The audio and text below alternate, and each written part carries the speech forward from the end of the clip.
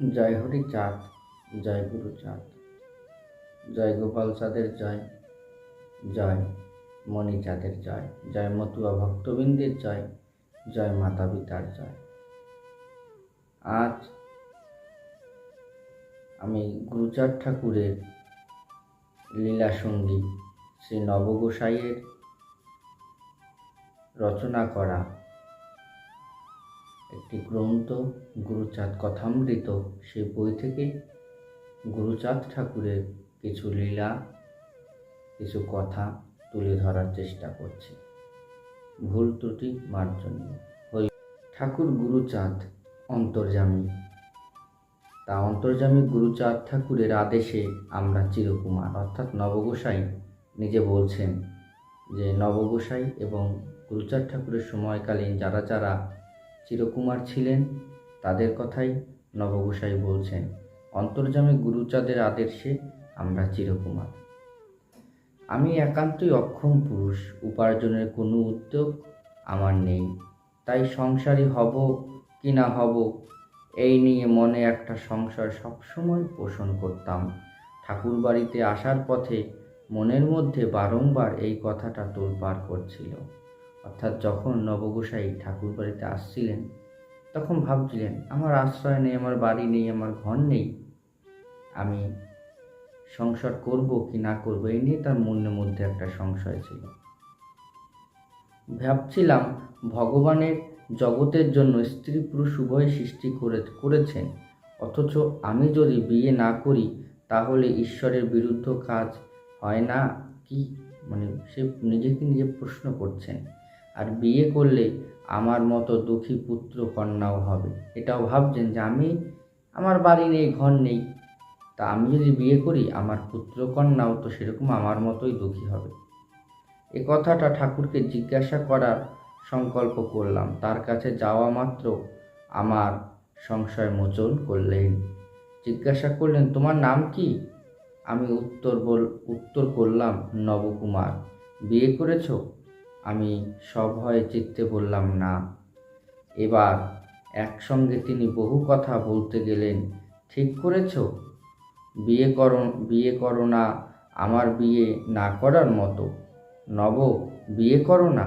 আমি ভাবি যা জিজ্ঞাসা করা চাই তা ঠাকুর বলে দিলেন। তা আমার অন্তর্যামী গুরুচাঁদ তিনি বুঝতে পারলেন নবগোসাইয়ের মনের ভাব। আমি কিছুই উত্তর দেই নাই, কেননা আজ স্বীকার করেছি কাল যদি বিয়ে করি তবে বাবাকে কি জবাব দেব। একদিন নীলরতন গোসাই তখন ভগবান গুরুচাঁদ ঠাকুরের দেখাশোনা করতেন। বাবাকে গদিঘর থেকে বাড়ির মধ্যে ভাত খাওয়াতে নিয়ে যাচ্ছিলেন। বড় দালান পর্যন্ত গিয়ে বাবা নীলরতন গোসাইকে বললেন, দাঁড়াও, আমি নবকে একটা কথা বলে আসি। ওখান থেকে আমার কাছে এসে একই কথার পুনরাবৃত্তি করে চলে গেলেন। আমি দুঃখ পেলাম, কেননা বাবা বুড়ো মানুষ, অত কষ্ট করে এসে বলার দরকার কি? বললেই তো আমি নিজে যেতে পারতাম।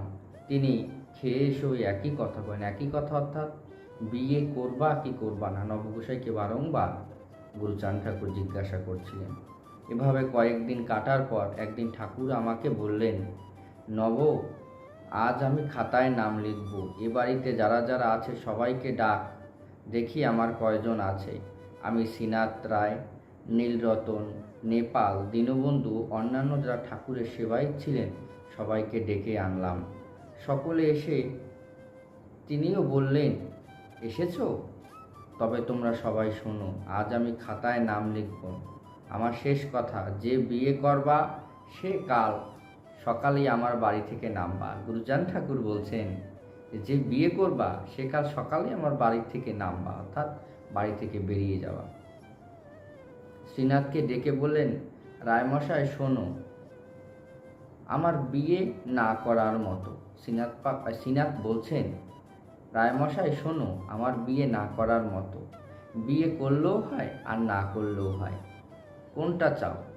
একে একে সবাই সম্মতি জানালেন বিয়ে না করা।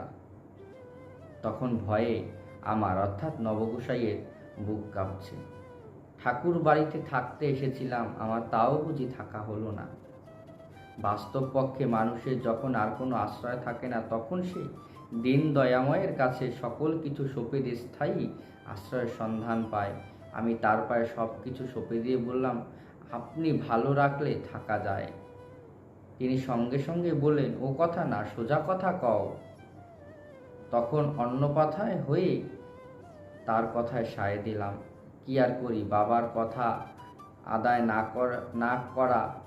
না করে তিনি ছাড়বেন না, অর্থাৎ গুরুচাঁদ ঠাকুর কথা আদায় না করে ছাড়বেন না, এটা নবগোসাই জানতেন। তাই নবগোসাই সোজাসাপটাভাবে উত্তর দিলেন, তিনিও আর বিয়ে করবেন না। আমার পালা শেষ হলে বাবা সুস্থ হলেন। মানে যে ব্যস্ততা গুরুচাঁদ ঠাকুর ছিলেন যে কে বিয়ে করবে কে করবে না, সে থেকে বাবা গুরুচাঁদ রেস্ট পেলেন। বাবার নাম লেখা শেষ হলো। কাগজ কলম দেখলাম না, কিসে যে নাম লিখলেন তাও বুঝলাম না। গুরুচাঁদ ঠাকুর বলেছিলেন সবার নাম লিখবেন, কিন্তু যখন নাম লেখা শেষ হলো তখন নবগোসাই দেখছেন বাবা গুরুচাঁদের কাছে কোনো কাগজ কলম কিচ্ছু নেই। তা নবগোসাই বলছেন, কিছুই বুঝলাম না বাবা, কোথায় কি নাম লিখলেন? আমি ভালো না, কুমতি কুভাবে আমার মন সমাচ্ছন্ন, ঠাকুরের সেবা করার যোগ্য আমি নই, কোনভাবে ভক্তি আমাতে নেই। ঠাকুর বলতেন, তত্ত্ববিহীন ভক্তি ভয়ঙ্কর। অর্থাৎ যে কোনো বিষয়ে যাকেই তুমি ভক্তি করো না কেন, তার তত্ত্ব না জেনে যদি ভক্তি করো সেটা ভয়ঙ্কর হয়।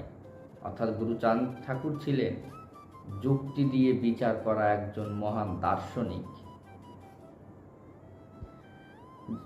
সেভাবে ভাবুক না হলে সেভাবে বোঝে না মোটে।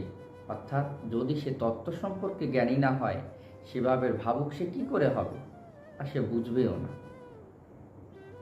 আমিও তো সেই দলে, নবগোসাই নিজেকে বলছে, আমিও তো সেই দলে, আমিও কিছু জানি না ঠাকুর সম্পর্কে, কিছু বুঝি না, আমিও তো সেই একই দলে। পুরাতন পাপী আর নতুন পাপী, নতুন পাপীর উদ্ধার আছে কিন্তু পুরাতন পাপীর উদ্ধার নেই। ঠাকুর আমাকে দয়া করে পায়ে একটু আশ্রয় দিয়েছিলেন, এ তার অনন্ত করুণা।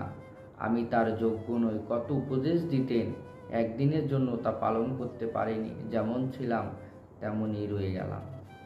এই ছিল গুরুচাঁদ ঠাকুরের সঙ্গে নবগোসাইয়ের ঘটা কিছু ঘটনা। তা এগুলো নবগোসাই এই বইতে লিপিবদ্ধ করেছিলেন। তা যাই হোক, এই যেটুকু আমি আপনাদের সামনে তুলে ধরলাম বাবা গুরুচাঁদের লীলা কাহিনী, যদি তার মধ্যে বলায় এবং বোঝানোতে আমি কাউকে বোঝাতে পারি না, আমি একজন অজ্ঞ মানুষ, আমি মূর্খ, ঠাকুর সম্পর্কে তেমন জ্ঞান নেই, তাই এই মহান গ্রন্থটা দেখে আমি যেটুকু বুঝেছি সেটুকু আমি বললাম, ভুল ত্রুটি হলে মার্জনা করবেন। জয় হরিচাঁদ, জয় গুরুচাঁদ, জয় মতুয়া ভক্তবৃন্দের জয়, জয় নবগোসাইয়ের জয়। হরি বল, হরি বল।